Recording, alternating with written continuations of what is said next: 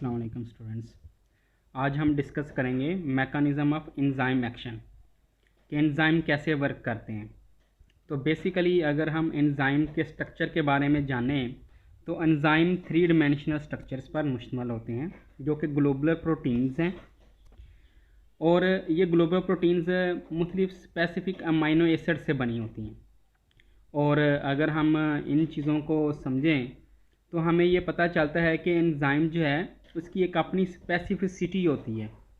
Enzyme specific substrate के लिए specific होते हैं, जैसे लाइपेजेस के लिए सबस्ट्रेट लिपिड होगा और प्रोटीएजेस के लिए सबस्ट्रेट जो है प्रोटीन होगा और अमाइलेज उसका सबस्ट्रेट जो है अमाइलोज कार्बोहाइड्रेट होगा। तो एंजाइम स्पेसिफिक होते हैं फॉर द स्पेसिफिक सबस्ट्रेट और वो उसी सबस्ट्रेट को ट्रांसफॉर्म करते हैं प्रोडक्ट में। और हम ये भी जानते हैं कि एंजाइम को आप बार बार यूज़ कर सकते हैं कि एंजाइम जब वर्क कर रहे होते हैं तो उनको आप बार बार यूज़ कर सकते हैं।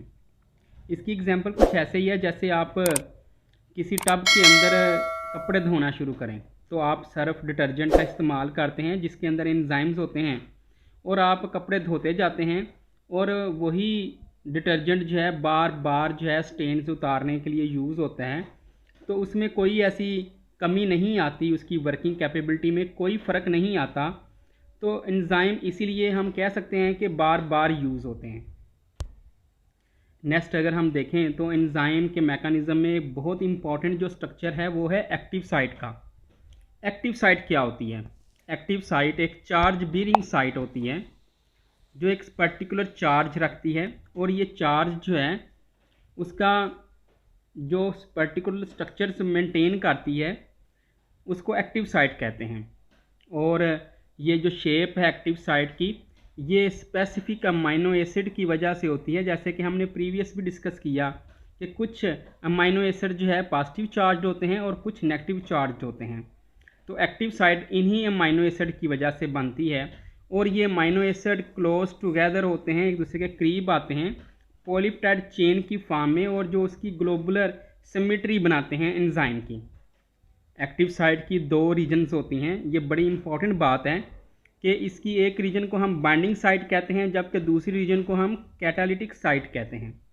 बाइंडिंग साइट एंजाइम की वो साइट होती है जो रिकग्निशन के लिए होती है सबस्ट्रेट की।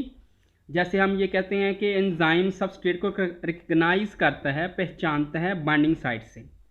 दूसरा बाइंडिंग साइट जो है ES कम्प्लेक्स प्रोड्यूस करती है।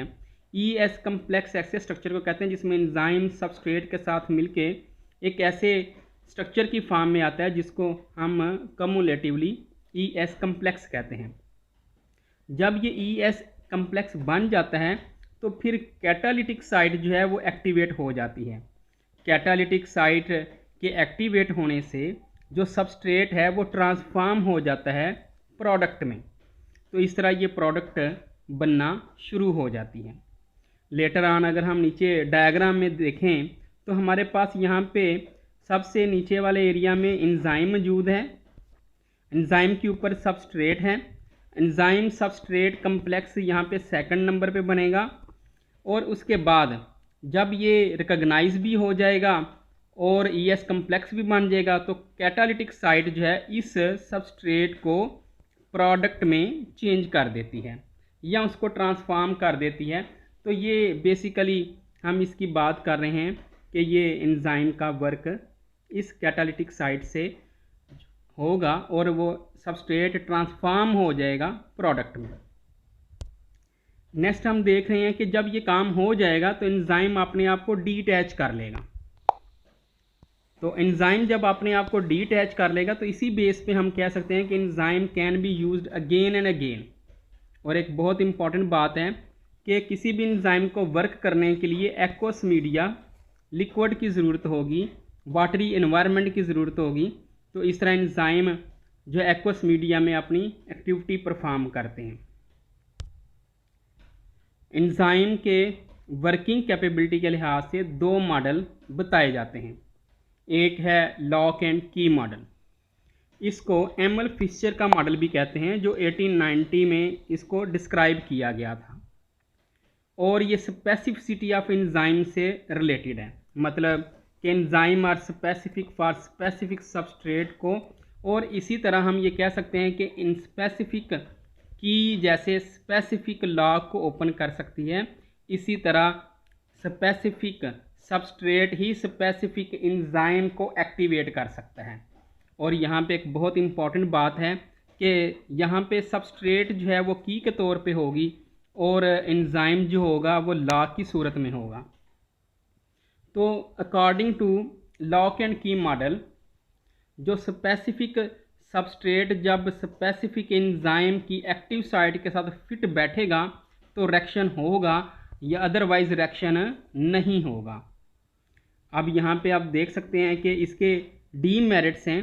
डीमेरिट्स के ये बताए जाते हैं कि एक्टिव साइट जो है वो रिजिड स्ट्रक्चर बताया गया है इस मॉडल के तहत। दूसरी बात ये कि यहाँ पे कोई मॉडिफिकेशन नहीं है या फ्लेक्सिबिलिटी नहीं है एक्टिव साइट में, कि एक्टिव साइट के साथ एंजाइम फिट बैठेगा तो ठीक, अगर फिट नहीं बैठेगा तो रिएक्शन नहीं होगा। और मोस्ट ऑफ स्टडीज़ जो हैं एडवांस स्टडीज़ वो इस मॉडल को सपोर्ट नहीं करती। इसकी मॉडिफाइड फॉर्म जो है वो बताई जाती है, जिसको हम इंड्यूस फिट मॉडल के नाम से जानते हैं, जिसको कॉशलैंड ने 1959 में प्रपोज किया था। इस मॉडल के मुताबिक एक्टिव साइट रिजिड नहीं है बल्कि ये चेंजेबल है, ये अपनी बॉडी को इंड्यूस कर लेती है, आगे बढ़ के अपनी बॉडी को मॉडिफाई कर लेती है और सबस्ट्रेट को फिट कर लेती है।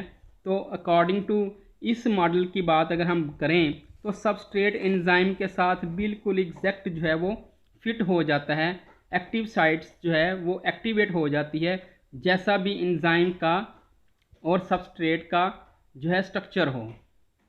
बेसिकली यहाँ पे भी एंजाइम स्पेसिफिक सबस्ट्रेट के साथ ही अटैच होगा, लेकिन यहाँ पे एक्टिव साइट जो है वो रिजिडिटी की फॉर्म में हमें नज़र नहीं आती। यहाँ पे एक्टिव साइट जो है वो फिक्स्ड स्ट्रक्चर के तौर पे नहीं है, एक्टिव साइट इंड्यूस होती है और वो फिट करती है सबस्ट्रेट को।